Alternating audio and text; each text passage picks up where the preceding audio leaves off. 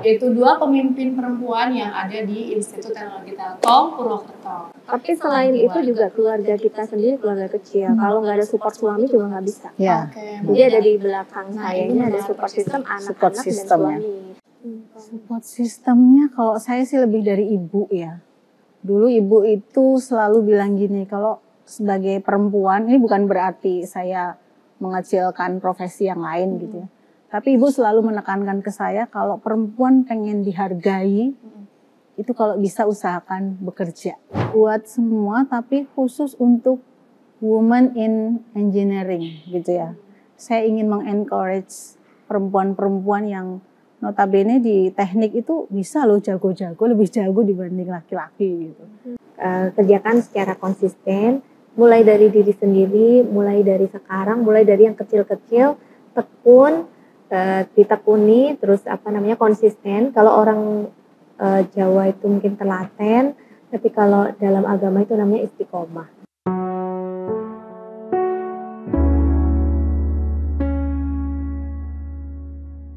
Halo ITTBizen, hari ini kita berjumpa dalam momen yang spesial, yaitu dalam rangka peringatan Hari Kartini. Berkat perjuangan beliau, hari ini kita sebagai perempuan bisa mendapatkan hak dan kapabilitas yang sama untuk melakukan hal-hal yang mungkin dulunya hanya bisa dilakukan oleh seorang laki-laki. Pada momen yang spesial ini, kita juga akan menghadirkan narasumber yang sangat inspiratif dan tentunya tidak kalah spesial. Yeay! Jadi hari ini senang sekali saya bisa duduk berdampingan dengan dua sosok inspiratif, yaitu dua pemimpin perempuan yang ada di Institut Teknologi Telkom Purwokerto. Di sini di sebelah saya sudah ada Ibu Rektor, Ibu Dr. Tenia Wahyuningrum. Halo. Selamat pagi Ibu. Pagi. Kemudian di sebelah Ibu Tenia sudah hadir juga Ibu Dekan kesayangan kita, Ibu Dekan dari Fakultas Teknik Telekomunikasi dan Elektro, yaitu Ibu Dr. Anggun Fitrianti Isnawati. Selamat pagi. Selamat pagi Ibu semua. Pagi semuanya, Mas Ibu. ITTBizen. Gimana kabarnya Bu? Sehat? Sehat, alhamdulillah. Alhamdulillah sehat. Seperti yang bisa dilihat Oke. sekarang. Bu, gimana rasanya jadi sosok pemimpin perempuan yang ada di lingkungan engineer ya? Jadi Ibu sebagai rektor, kemudian Ibu Anggun adalah sebagai dekan. Gimana rasanya? Bu Anggun dulu. Saya dulu ya. Rasanya itu awalnya nggak pede. Kenapa? Karena mungkin yang harus kita pimpin itu ada juga sosok bapak-bapak gitu ya, mungkin senior gitu ya, yang kebetulan sih saya senior juga, jadi lumayan agak bisa mengimbangi Balance gitu ya, ya? sama bisa balance. Kalau Bu Tenia kan mungkin agak lebih ini lagi ya. Jadi kalau saya awalnya memang agak nggak pedenya itu bisa nggak ya menghandle gitu ya teman-teman yang notabene itu mungkin lebih senior dari kita gitu. Lebih ke sana sih. Selanjutnya ya mengalir saja dan ya alhamdulillah baik-baik saja sampai sekarang. Kalau Ibu gimana Bu perasaannya? Rasanya pertama nggak percaya. Maksudnya nggak percaya itu karena ini bukan satu posisi yang dicita-citakan sebetulnya. Tapi diberi amanah, kalau diberi amanah, diberi tugas ya harus dilaksanakan dengan sebaik-baiknya. Perasaan yang sekarang ini ada rasa bangganya juga karena sebagai sosok perempuan mungkin jarang sekali ada perempuan yang bisa jadi pemimpin di bidang teknologi. Terus kalau di perguruan tinggi juga, kalau sekarang sudah banyak, tapi mungkin tidak sebanyak yang laki-laki gitu. Karena seperti yang kita tahu ya, ITTBizen, bahwa banyak rektor di perguruan tinggi itu juga sebetulnya masih dominan dengan laki-laki. Mungkin perempuan banyak, sudah mulai banyak ya Bu ya untuk saat ini, tapi mungkin ya masih bisa kita hitung pakai jari ya Bu ya. Nah, ngomongin soal cita-cita, tadi Bu Tenia bilang nggak ada nih cita-cita untuk jadi rektor. Jadi pengen tahu sebetulnya dulu waktu masih kecil atau mungkin waktu masih remaja, sebetulnya apa sih cita-citanya Bu? Aku ya? Ya. Aku bangun dulu. Kalau saya dari kecil itu emang cita-citanya pengen jadi guru. Jadi kalau di waktu masih kecil kalau di rumah suka main kayak sekolah-sekolahan gitu. Nanti murid saya ada adik-adik saya jadi murid kayak gitu. Itu memang dari kecil aku suka pengen jadi guru. Tapi kesini-sininya kayaknya mungkin jalannya aja ya. Waktu SMA sih nggak kepikiran mau jadi guru karena kan sekolahnya di STM Telkom. Aku pikirnya tuh mau jadi pegawai Telkom gitu. Tapi kesini-sininya kok banyak tawaran tuh mengajar. Jadi aku ngelesin privat, terus ngelesin di lembaga kursus kayak gitu-gitu. Nah terus kemudian kayak ada jalannya aja jadi guru, terus jadi dosen. Gitu sih. Kayaknya udah udah relate dari yang kecil. Udah mustakung ya, semesta mendukung. Linear sejalan lah. Sejalan sama dengan dosen itu kan 11 ya mirip-mirip lah. Ya, oke. Kalau Bang Anggun gimana nih? Kalau saya mungkin agak beda ya, agak-agak lain gitu. Kalau dulu saya cita-cita jujur jadi reporter. Waduh, Karena saya lihat reporter itu keliling-keliling kemana-mana, apalagi reporter yang berbau-bau makanan. Gitu, kuliner itu ya jadi ya kalau zaman sekarang gitu. Jadi dulu tuh pikiran saya kalau keliling-keliling makan apa semua dibayarin kayaknya enak gitu. Gratis Itu sih, ya? ya itu. Sesimpel itu cita-cita saya dulu. Kemudian kok bisa belok Bu? Kalau Bu Tania ini kan masih sejalan ya. Tapi kalau Bang Anggun ini berarti kan dari yang tadinya mau ke kanan jadi ke kiri Ke nih. kiri ya. Nah, itu gimana sih? Sebetulnya dulu karena ini ya tawaran pertama setelah lulus itu jadi guru STM Telkom. SMK Telkom depan itu saya jadi guru di situ ditawarin gitu ya. Otomatis ya sudah begitu lulus ada tawaran jadi guru. Kebetulan bapak saya juga guru. Jadi mungkin sudah ada ininya juga Darahnya ya. Ada sudah mengalir ya. darah mengajar juga di situ gitu. Ya. Kemudian kalau Ibu backgroundnya berarti kan dari S1, S2 dan S3-nya itu di informatika. Kalau Bu Anggun itu berarti di Telekomunikasi. Berarti kedua-duanya ini basicnya adalah seorang engineer ya. Engineer yang kemudian menjadi seorang akademisi. Kok bisa Bu memilih untuk masuk ke dalam dunia teknik ya? Karena sekarang aja teknik itu masih sangat dominan dengan laki-laki. Apalagi zaman dulu ya Bu ya, pasti kebanyakan juga pasti dominan laki-laki. Kok bisa ibu-ibu ini memilih untuk terjun ke dalam dunia yang memang stigmanya adalah stigma ini dunia laki-laki loh. Oke, kalau saya itu dulu jujur ya, dalam tanda petik itu seperti kamu harus mau sekolah di situ. Dulu saya diterima di SMA 1, di STM Telkom. Tapi bapak saya bilang almarhum waktu itu, kalau mau sekolah di SMA 1 silahkan bayar sendiri gitu. Jadi beliau lebih suka saya di STM Telkom waktu itu. Meskipun diancam ya silahkan kalau mau ke SMA 1 bayar sendiri gitu. Jadi bapak saya justru mau membayarin yang notabene STM Telkom tuh dulu lebih mahal sekian kali lipat dibanding SMA 1 gitu. Nah itu awalnya di situ. Terus lama-lama asik juga ya, ternyata punya temen yang cowok, banyak cowok itu lebih kayak kita dilindungi gitu. Lebih enak gitu sih. Kalau Ibu kenapa akhirnya memilih S1, S2, S3-nya informatika, itu ada ceritanya. Jadi sebelum saya kuliah, lulus STM itu nggak langsung kerja ya, nggak langsung kuliah ya. Jadi ada gap year, kerja di pabrik elektronik. Jadi di namanya sekarang Kenwood ya, Kenwood, di JVC Kenwood. Nah itu tuh bikin tab mobil kayak gitu kan. Nah saya ada di bagian quality control yang tiap hari tuh input pakai komputer, input PCB yang part-part resistor apa segala macam yang clinching, apa yang kurang bonding dan sebagainya. Nah itu jadi saya tertarik. Oh kayaknya pakai komputer seru. Zaman dulu kan belum ini ya.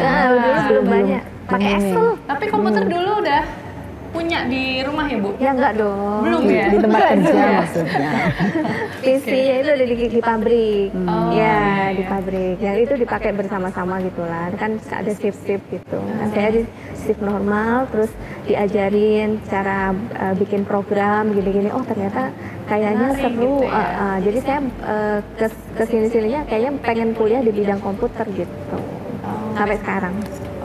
Tapi dulu waktu pas zaman Ibu kuliah S1, S2, S3, tapi memang benar benar ya bahwa lingkungannya itu kebanyakan memang laki-laki. Iya, satu kelas itu satu angkatan atau satu kelas itu rata-rata paling 5, 6 gitu.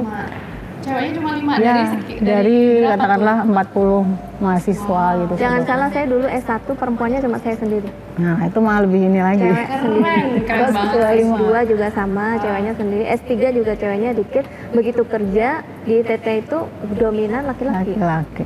Dosen dan TPA-nya banyak laki-laki juga. Iya. Iya, karena kita di sini di kampus juga kondisinya kan memang dominannya adalah laki-laki. Laki ya, karena teknik itu tadi ya. Karena memang stigma masyarakat itu masih bahwa teknik ini cowok banget gitu. Kalau cewek itu ya ekonomi Ya. lah, apa Komunikasi. yang sosial Ya, gitu ya. sosial. Kalau Manajemen. perempuan ya betul. Kemudian pernah nggak dulu waktu pas zaman-zaman kuliah atau zaman sekolah gitu ya diceng-cengin sama temennya, ini cewek ngapain sih masuk ke teknik? Pernah mendapatkan Enggak. komentar seperti Enggak itu? sih. Jadi support ya? Ya, Support. Malah dulu temen cowok itu lebih seneng kalau dia berteman dengan yang cewek, kan tulisannya rapi iya, benar, gitu. benar. Kita Bisa sering dicontekin dipinjam, ya? Iya, sering benar. dipinjemin Catatan catatan. laris Iya, kadang balik-balik udah buluk, udah kena air hujan gitu, udah Jadi jadi kalau jelek zaman banget. mahasiswa tuh biasanya kan kita ada catatan yang difotokopi. Itu nanti punya Bu Tenia dan punya Bu Anggun ya. Rata-rata Iya, gitu. betul. Oke. Nanti balik ke kita tuh udah lecek, udah aduh nggak karu-karuan. Iya, nggak pernah sih. Nggak pernah mendapat yang seperti itu. Support mereka. Support ya. Oke. Kemudian kalau tadi Bu Anggun background keluarga memang guru. Guru. Ya. Kalau Bu Tenia background keluarga apakah juga ada dari guru? Nggak ada. Apa Bapakku sih? tentara, ibuku nggak kerja. Ibu Ibu rumah tangga biasa. tangga. Bu Anggun juga sama ya ibu. Kalau ibu di bagian orang yang bercerai itu pengadilan agama, PNS juga, bapak PNS juga. Gitu. Sebenarnya bapak di Pemda tapi sambil ngajar juga untuk ada tambahan. Oke. Mungkin Ya. ibu bisa sampai ada di titik ini, pasti kan ada dorongan, support dari keluarga ya. Nah mungkin bisa nih dikasih tahu, biar kita juga ikut termotivasi ya. Sebetulnya gimana sih cara orang tua Bu Tenia, kemudian cara orang tua Bu Anggun mendidik dan membesarkan Bu Anggun sehingga sekarang nih putri-putrinya menjadi seorang yang sukses ya. Mungkin kita katakanlah sukses nih, kategori sukses Bu Tenia dan juga Bu Anggun. Support sistemnya gimana nih dari keluarga? Support sistemnya kalau saya sih lebih dari ibu ya. Dulu ibu itu selalu bilang gini, kalau sebagai perempuan, ini bukan berarti saya mengecilkan profesi yang lain gitu ya. Tapi ibu selalu menekankan ke saya kalau perempuan pengen dihargai, itu kalau bisa usahakan bekerja. Harus berdaya Punya, gitu ya? iya, punya penghasilan sendiri, jadi kayak punya bargaining position gitu. Tidak yang kemudian, nah itu mungkin karena ibu saya juga bekerja gitu ya, jadi punya pemikiran seperti itu dan ditanamkan ke anaknya gitu, dan memang itu menjadi motivasi saya bahwa bagaimanapun saya harus bekerja. Minimal nanti kalaupun tidak boleh bekerja oleh suami gitu ya, kita ada support apalah yang mungkin itu bisa membantu perekonomian keluarga atau apa gitu. Itu sih yang ditanamkan dari kecil sebetulnya. Jadi mindsetnya ini memang sudah Iya. dibentuk untuk perempuan harus berdaya Harus bekerja, nih, ya gitu. harus Jangan bergantung gitu, sama jangan laki-laki, bergantung. gitu. Itu karena ya mungkin ya karena ibu saya bekerja ya, mungkin jadi lebih ke sana arahnya. Oke. Kalau ibu gimana nih? Kira-kira Parenting saya bersyukur sih dibesarkan dalam keluarga yang, kalau ibu saya lebih, kalau bapak saya kan jarang di rumah karena tugasnya dan sebagainya. Jadi lebih banyak diasuh oleh ibu. Nah, pengasuhan ibu itu menurut saya, ibu saya tuh tipe orang yang membebaskan anaknya untuk berpikir sendiri jalan hidupnya. Nanti kamu mau sekolah di mana, jurusannya apa, dia hanya mensupport aja. Terus kalau yang saya ingat dari nasihatnya itu, kalau mau jadi orang baik itu gampang. Kamu nggak usah rese sama orang. Pokoknya kamu sholat yang rajin itu jadi orang baik. Tapi yang susah itu jadi orang yang bermanfaat. Jangan kan gitu, Yakult aja punya bakteri baik ya. Itu gampang banget jadi orang baik. juga bisa ya Iya, Bu. jadi orang baik tuh gampang. Jadi Tapi yang, Yakult. jadi Yakult aja. Jadi Yakult Kalau aja. yang orang yang bermanfaat itu susah. Jadi kalau saya mendidik anak saya sendiri, saya baru baik aja untuk keluarga saya. Tapi kalau saya punya potensi, saya punya skill, saya punya keahlian, saya sebarkan untuk orang lain, baru itu namanya orang bermanfaat. Kayak gitu. Jadi sebaik-baiknya manusia itu yang bermanfaat. Gitu. Jadi memang Bu Anggun dan Bu Tenia ini memang mindsetnya ini sudah dibentuk nih semenjak dini gitu ya. Sudah dibentuk semenjak dini untuk punya mindset yang positif, mindset untuk selalu bertumbuh dan juga berdaya gitu ya sebagai seorang. Tapi selain itu juga keluarga kita sendiri, keluarga kecil. Kalau nggak ada support suami juga nggak bisa. Jadi ada di belakang saya ini ada support system anak-anak dan suami. Jadi kalau suami nggak ridho, nggak rela, nggak mengikhlaskan kita untuk bekerja untuk memberikan kompetensi dan skill kemampuan kita juga nggak bisa juga. Jadi harus dengan support semuanya lah. Mereka punya peranan penting supaya kita bisa bertumbuh gitu ya, bertumbuh bersama. Nah kemudian pasti ya Bu ya, pasti nih mungkin hampir semua wanita yang bekerja pasti mungkin pernah dilema dan juga pasti mendapatkan pertanyaan. Kalau misalnya disuruh milih, mau memilih menjadi ibu rumah tangga atau menjadi wanita karir, sering nggak dapat pertanyaan kayak gitu Bu? Sering banget. Lalu gimana tanggapan ketika? Tapi kok saya jadi ingat ini ya dulu yang Pak Heru bilang gitu. Kalau ada suami yang meminta istrinya berhenti bekerja, itu Pak Heru dulu, Heru Prianto mungkin udah pada kenal ya, dulu Warek 2, WR2 ya. Itu sampai bilang gini, apa suaminya bisa menjamin kalau dia nggak mati duluan? Gitu, sampai sebegitunya gitu. Artinya apa? Bahwa kalau kemudian istrinya disuruh berhenti bekerja, kemudian selang sebentar mungkin kita nggak tahu ya umur manusia gitu. Terus nanti anak-anak gimana gitu. Penghasilan padahal kan maksudnya tetap hidup tuh tetap harus jalan gitu. Jadi itu yang saya juga ingat-ingat betul gitu ya bahwa apakah suami yang mewajibkan atau mengharuskan istri di rumah itu bisa menjamin dia hidup lebih lama dibanding istrinya gitu. Nah itu yang kadang menjadi rekaman sendiri di saya gitu. Gitu. Jadi ya mungkin plus minus ya, di satu sisi mungkin suami pengen istrinya betul-betul fokus, ya gitu. Tapi jangan juga egois karena waktu di rumah juga mungkin yang terbiasa bekerja kemudian di rumah terus gitu, itu juga bisa jadi stres gitu kan, malah tidak jadi produktif gitu. Itu sih ada banyak plus minus sebetulnya. Karena di kantor nih bisa jadi kita juga dapat hiburan ya Bu ya, kita bisa ketemu nih sama betul. Jadi agak fresh gitu jadi kan. Jadi kita udah jernih lagi, udah fresh gitu, lagi, feeling good lagi. Kalau aku nggak bisa mana yang harus dipilih gitu nggak bisa. Harus dua-duanya dipilih karena udah jadi pilihan. Cuma saya harus pakai skala prioritas. Kalau aku selalu pakai skala prioritas. Misalkan begini, one day saya harus meeting sesuatu hal yang penting, tapi anakku lagi sakit. Nanti aku lihat-lihat dulu nih, kepentingannya seperti apa. Kalau anakku sakit sekarat yang harus ke rumah sakit, yang harus ditemani saya, ya saya harus ngikut anakku gitu untuk mensupport dia dan sebagainya gitu. Karena saya ibunya, gimana juga saya ibunya. Tapi kalau masih batuk pilek bisa ditinggal, harus meeting ya meeting dulu gitu. Tergantung ininya lah situasinya. Itu jawaban yang sangat situasional, tapi harusnya bisa dua-duanya. Gitu. Iya, jadi ketika kita menjalankan peran ganda ya istilahnya sebagai ibu dan juga sebagai wanita karir, kita jadi punya pemikiran yang strategis untuk kita harus punya skala prioritas. Betul. Ini ngomong-ngomong MC-nya juga kan bekerja juga. Iya. Terus gimana? Oke. Memang Iya kan? saya setuju sih sama Bu Anggun bahwa memang kita itu bekerja ya bisa jadi menjadi stress release ya di kantor, karena kita bisa sama orang banyak. Nanti sampai rumah udah happy lagi, ketemu anak happy lagi. Jadi kayak ngecas ini ya, ngecas mental.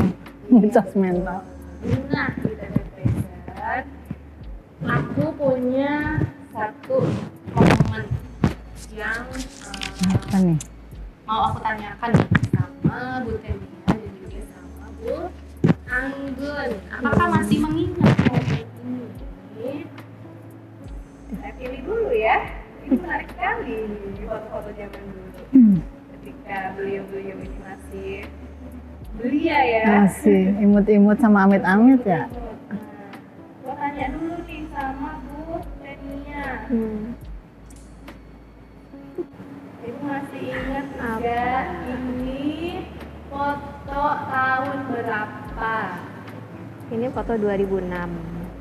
Saya lulus ini ya, liatin ya. Ada Ini di wisuda sarjana komputer STIMIK Widya Utama. Jadi saya lulus tahun 2005 sebetulnya. Tapi karena lulusnya tuh di Desember kalau nggak salah. Terus apa namanya, wisudanya itu cuma 1 kali 1 tahun. Jadi ini aku wisudanya di 2006 gitu. Sudah 1 ya. Iya, ini aku jadi lulusan terbaik. Dan kalian pasti maklum Satu guys, angkatan. ketika melihat foto itu tahun 2006 dan yang sekarang itu Ya, ini Berapa tahun yang lalu beberapa puluh tahun yang lalu. Kilogram yang lalu ya. Kilogram yang lalu. ini ya Iya, beberapa tahun 20 yang kilogram lalu yang sudah lalu. tampak berbeda sekali. Iya, ini aku dapat apa? Reward ya dari kampus ya. Iya. Ini ada ayah dan ibu. Oke.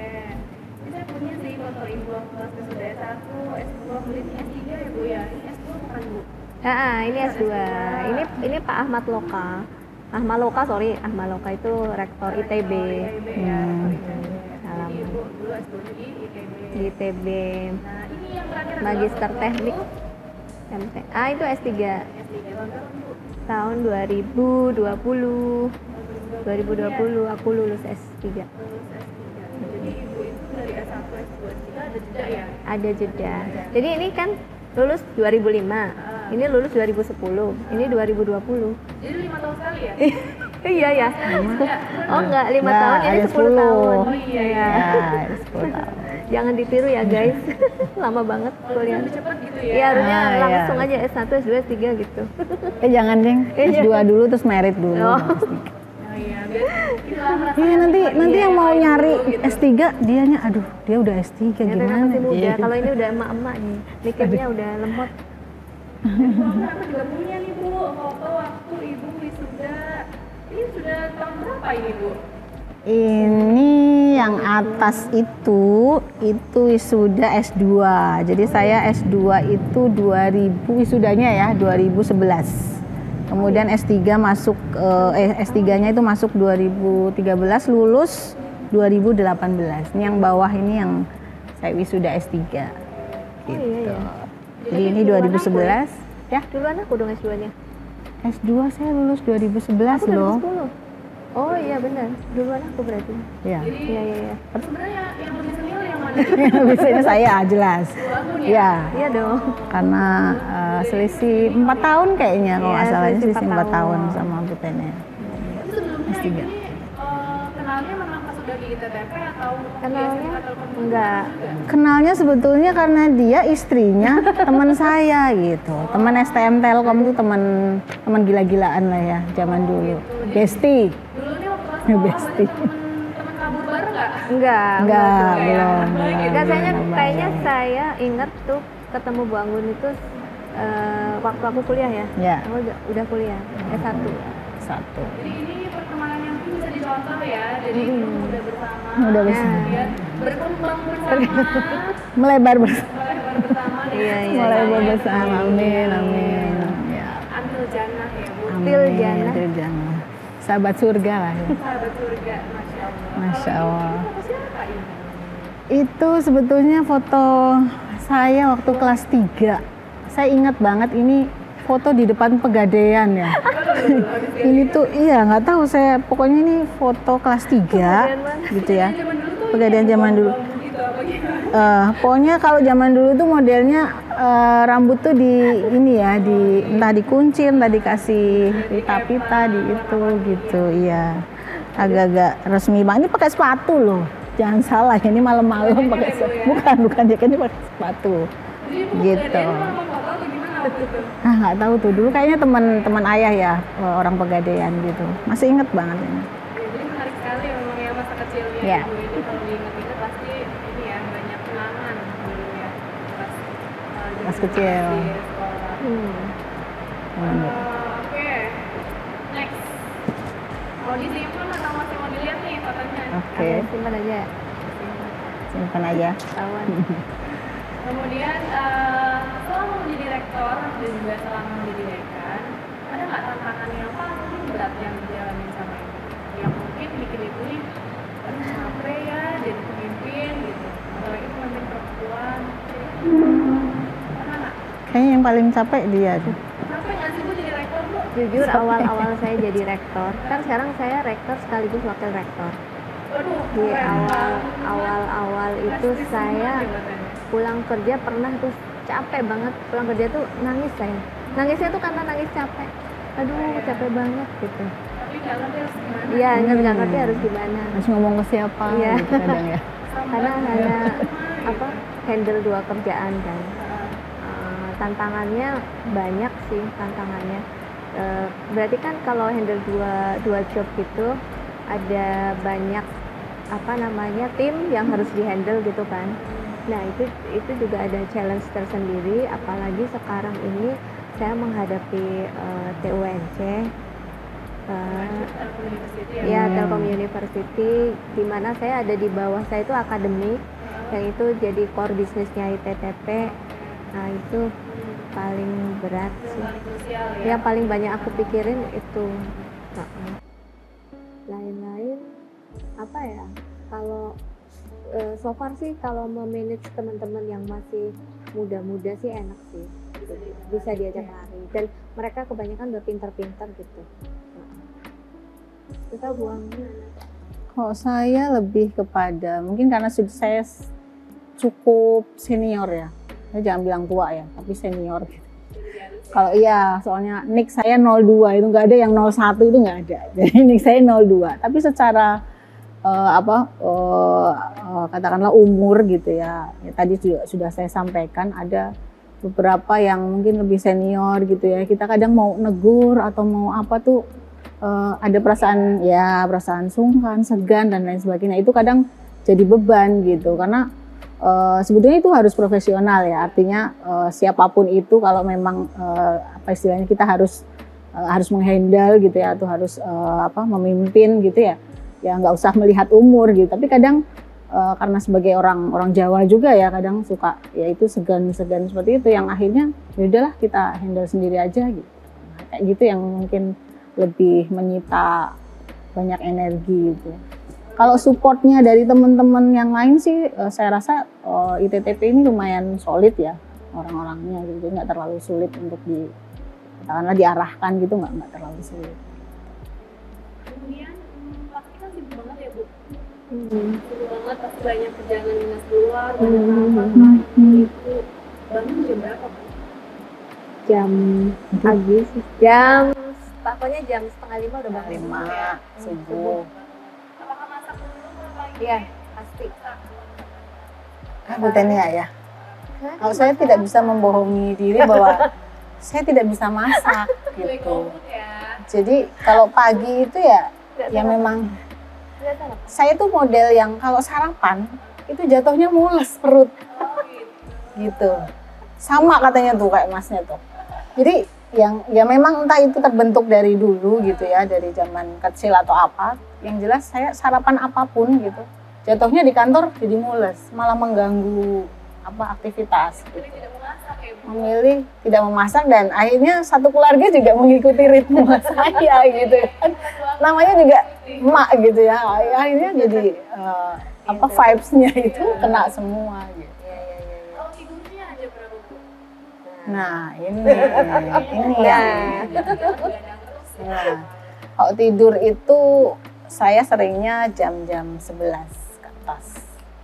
Saya kalau tidur jam 10 merasa masih terlalu pagi, masih terlalu dini, sore gitu. Jadi saya jarang sih memang tidur jam 10 itu jarang. Seringnya 11, 12. Ya. Enak buat agak buka laptop sedikit gitu. Kadang kalau bosen switch-nya agak ngecil dikit lah. Drakor ya Bu? Koran dikit ya.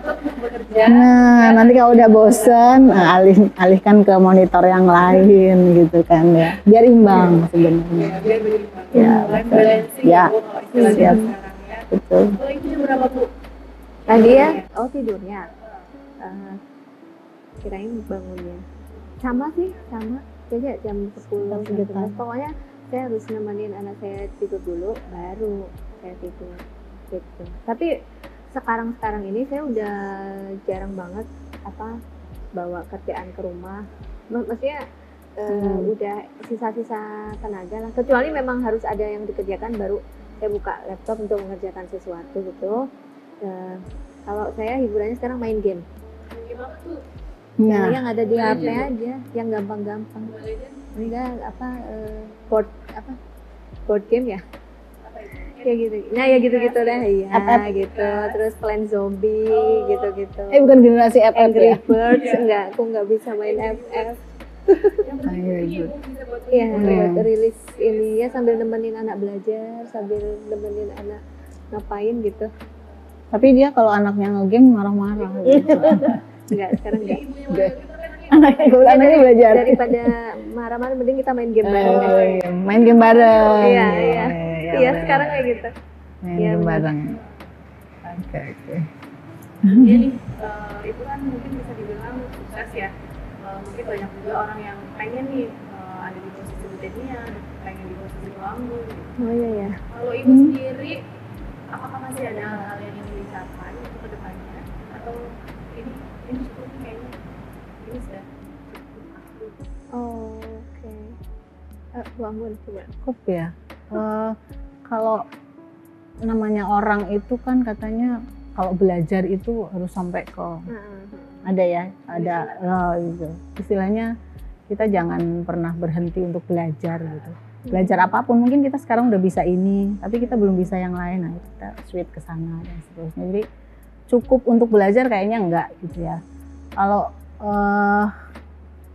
di satu sisi kita adalah fungsional dosen gitu ya. Dosen itu ya pasti akan ada yang dikejar di titik akhir itu menjadi seorang guru besar atau profesor, itu pasti gitu ya. Kayaknya kalau jadi dosen nggak ada cita-cita jadi guru besar atau profesor itu kayaknya absurd banget gitu. Ngapain dia jadi dosen gitu kalau nggak punya cita-cita itu gitu.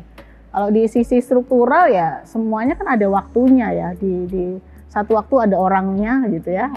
Pasti akan ada lah perputaran masanya. Itu ada masanya gitu. Jadi nggak mungkin yang kemudian saya tetap jadi nggak bisa gitu. Itu memang sudah ada ininya ya, ada periodenya gitu. Jadi ya dicukupkan kalau seperti itu gitu. Nggak perlu merasa aduh saya sekarang udah nggak perlu gitu menurut saya. Masih ada fungsional gitu, tenang aja. Nah itu maksud saya gitu.